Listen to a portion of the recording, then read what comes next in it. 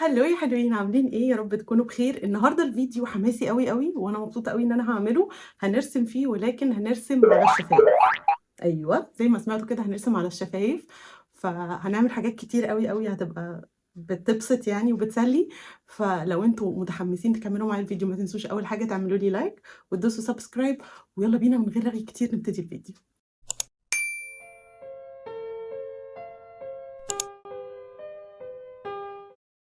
كل رسمة هنرسمها النهاردة هتطلع لكم هنا كده جنبي واحنا بنرسمها، علشان تشوفوا تبقوا متخيلين معايا انا بعمل ايه. طبعا كل الرسومات دي انا جايباها من على جوجل يعني، وما كانتش من خيالي، فهي كلها رسومات اوريدي موجودة على جوجل، وانا حبيت اقلدها النهاردة معاكم. واكيد اكيد ان شاء الله هنتبسط بالفيديو ده، انا متحمسه له جدا، بس ما عنديش اي فكره احنا هنعمل ايه. بس هنجرب كده مع بعض، ويا رب الفيديو يبسطكم. يلا بينا نبتدي اول رسمه. اول رسمه زي ما انتم شايفينها كده، هي عباره عن اومبري. هنا بينكات كده غامقه، وبتبتدي تفتح تفتح لحد ما تروح على الابيض. عشان احنا ناخد التدرج ده، انا بيتهيألي ان احنا لازم اول حاجه نرسم الشفايف باللون الابيض، وبعد كده نبتدي نحط عليها الالوان البينك. انا هستخدم الباليت دي، باليت شفايف او ارواج من عند كاتريس. فاول مره هستخدمها، فهجربها معاكم النهارده، وهنا فيها مكان لو حبينا نعمل ميكس الالوان مع بعض. فاول حاجه هنعملها هناخد اللون الابيض ونبتدي نحطه على الشفايف كلها.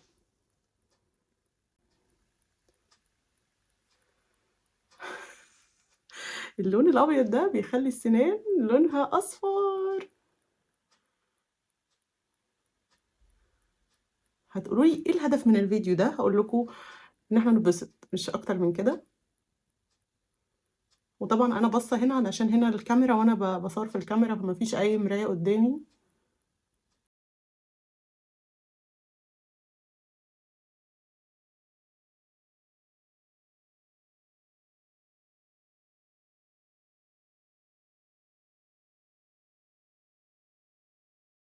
عشان نعمل بقى الالوان البينك اللي الناحيه دي، انا مجمعه كل البينكات اللي عندي علشان نبتدي ان احنا ندرج الالوان من الغامق من الفاتح الناحيه دي، وهنا الغامق. فانا هاخد اغمق لون بينك اللي هو مدي على فوشيا ده، وهبتدي احطه هنا.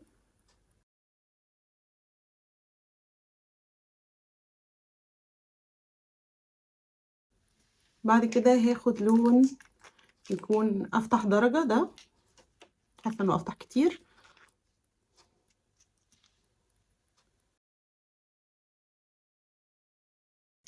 حاسه ان ده محتاج يغمق شويه، فهغمقه بالتنت ده.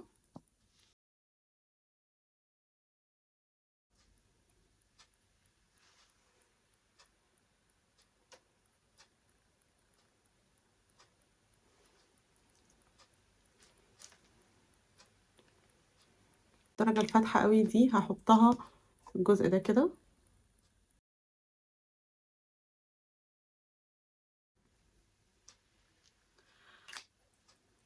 حاسه انه حلو، بس محتاج هنا نحط لون غامق شويه، فهدور على لون غامق واجيلك. لقيت لون غامق هنا كده في الباليت، مدي على موف شويه، هيبقى حلو قوي اهو. ظبط.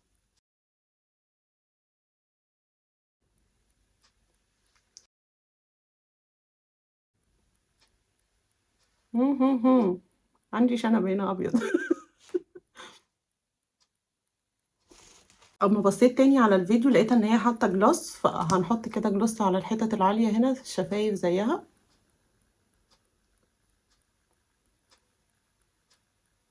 بس مش كتير، لان الجلوس اللي عندي فيه لون فهيبوظ لنا الالوان.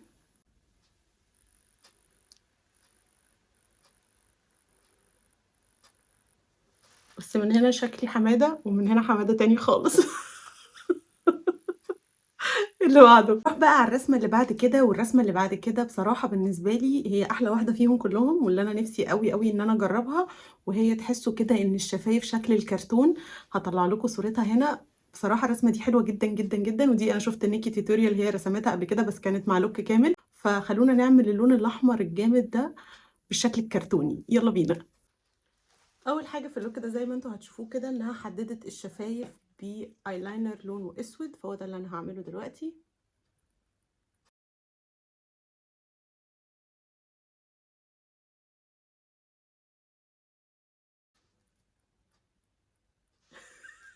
شكلي غريب، انا عارفه ان شكلي غريب. بعد كده هنحط لون احمر فاقع على الشفايف، وانا هستخدم النهارده الدرجه دي من ميبلين رقم 20.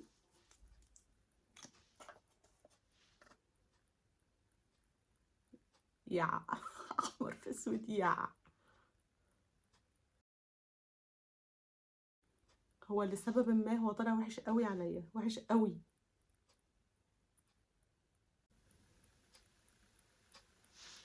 انا بيتهيألي ان المفروض ان انا كنت رسمت الاحمر الاول وبعد كده رسمت الاسود، صح؟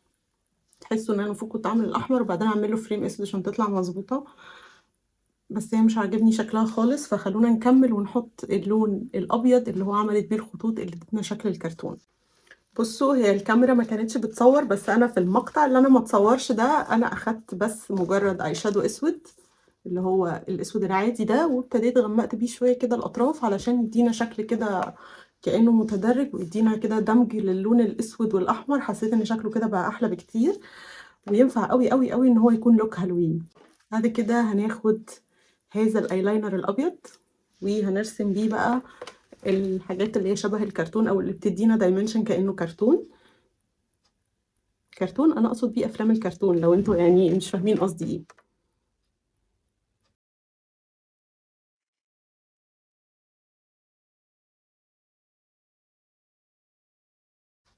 يمكن الصورة مش قدامي فعشان كده انا مش فاكرة بالظبط الخطوط دي كان مكانها فين، بس اوفر اول الشكل عجبني قوي.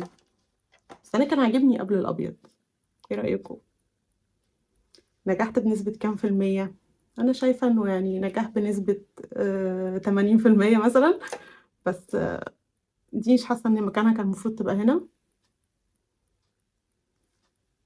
بس عجبني قوي.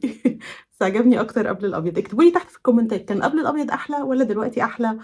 واوعوا تقفلوا الفيديو عشان اللوكات اللي جايه بجد نار وحاجات اصعب من كده بكتير، وهنتبسط قوي قوي قوي. بس كده يعني اعملوا لي لايك وانتوا بتتفرجوا ويلا بينا نكمل. رسمة الشفايف اللي بعد كده هي لونها ازرق وهتطلع لكم هنا، وعشان كده النهارده هستخدم بقى الحاجه اللي لونها ازرق عندي هو البرايمر ده. البرايمر اي شادو كان لونه ازرق، معرفش كان مخي فين وانا بشتري برايمر اي شادو ازرق، عشان ده هيدينا بصوا اللون بتاعه يعني تيركواز كده اللي هو الازرق الغامق ده، فهيدينا درجه حلوه جدا. يمكن احلى كمان، يمكن احلى كمان من اللي في الصوره. فهبتدي بقى ارسم بيه كده اهو.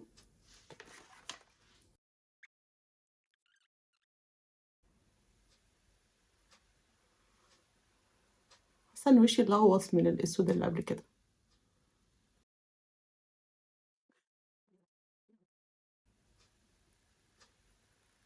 حاسه ان انا يا جماعه دي يعني عقد الطفوله المشرده، اللي هو الواحد كان نفسه يرون ويرسم فدلوقتي جات له الفرصه انه مش لاقي حته يرسم فيها فبيرسم على بقه.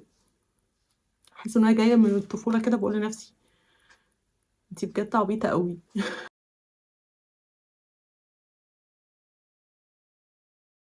بعد كده بقى المفروض نرسم فوقيه بالابيض، فانا مش عارفه كان المفروض ارسم ابيض واعمل حواليه ولا ايه، بس انا هرسم فوقيه قلوب لونها ابيض او بينك، فمش عارفه.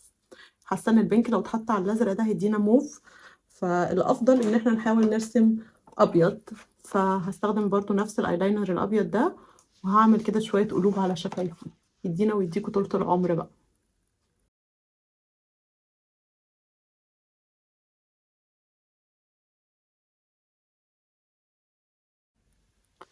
بصوا، هو الابيض بيقلب تاني لبني بعد شويه، علشان كده انا هبتدي بسرعه احط البينك بسرعه عليه. فخلونا نحط لون بينك بالاي شادو. اوكي، وبرضه هستخدم نفس الباليت الجميله دي بتاعه مورفي لانه فيها لون هوت بينك خطير هنحط بيه، ويا رب ينفع لان انا حاسه ان هي مش هتلقط. لا نفع يحط بس يعني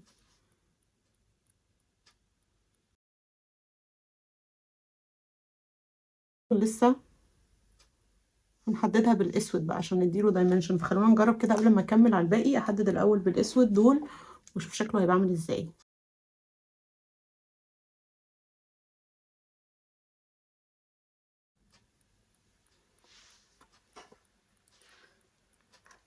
من بعيد شكله حلو قوي، من قريب مش وحش، بس من بعيد شكله احلى. إيه رأيكم؟ بصراحة لايق أوي مع السلسلة، وده حاجة هتغفر له عندي.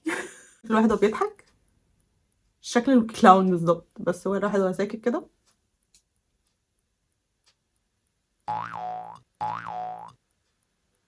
كويس صح؟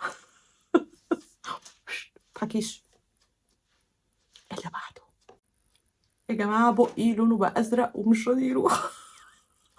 ده آخرة اللعب بالمكياج ولعب بالألوان، يعني لعبت بالألوان في مكان يعني حرج، حاسة إن أنا شبه الموميا دلوقتي، فخلّونا بقى أرُد على سؤال مهم أوي بيدور في ذهنكم دلوقتي، وهو إحنا هنعمل إيه باللي أنتِ بتعمليه ده يعني هنستفيد منه إيه؟ والله هنستفيد منه إن إحنا اتبسطنا مع بعض، دي أول حاجة. تاني حاجة هنعمل دلوقتي look ممكن يمشي إن إحنا نخرج بيه عادي، وهو الlook الكوري الأومبريه اللي هو من برّه بيكون فاتح ومن جوّه بيكون كده من هنا لون غامق شوية، وهاعمله بألوان عادية علشان ينفع كل الناس. ويالّا بينا بقى نجرّب الlook الكوري ده ونشوف شكله عامل إزاي، هو هيطلع لكم هنا، بس عشان أصلّح المصيبة واللون الأزرق اللي بقى على شفايفي ده، فأنا هاحط سِنّة concealer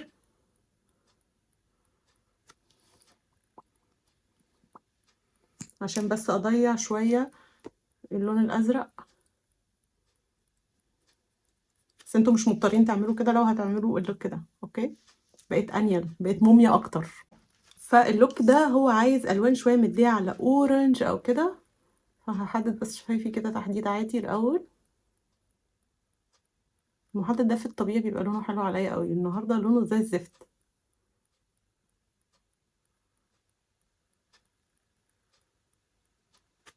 تفتكروا شفايفي هترجع طبيعية تاني؟ مش عارفة. هاخد بقى lip tint وهنحطه على الشفايف كلها.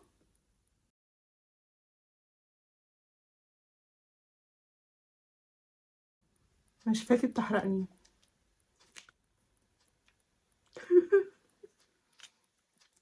وعلشان نعمل لون غامق في النُص، هو الlip tint ده المفروض يخف شوية، بس أنا هاسيبه كده، أنا شفايفي وجعاني أوي وعايزة أضيّع اللون الأزرق اللي فيها ده، فهناخد كده لون يكون يعني أحمر على orange وهنحطه.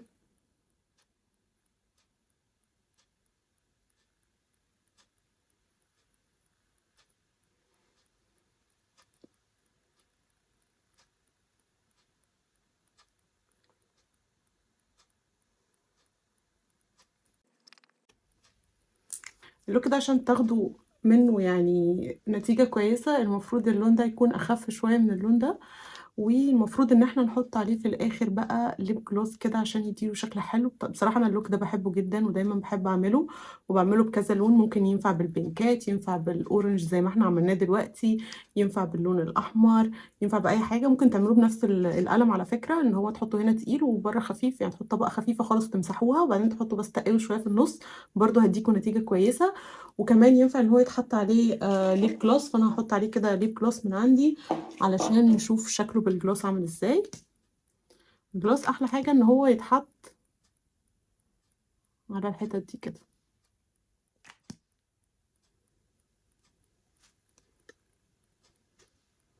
الصراحة ده حلو وينفع تحطوه عادي من غير كل الart اللي إحنا بنعمله ده، ده يتحط بشكل حلو، وزي ما قُلت لكم تقدروا تستخدموه مع أي لون. غير كلام كتير، أشوفكم على خير المرة الجاية، باي باي.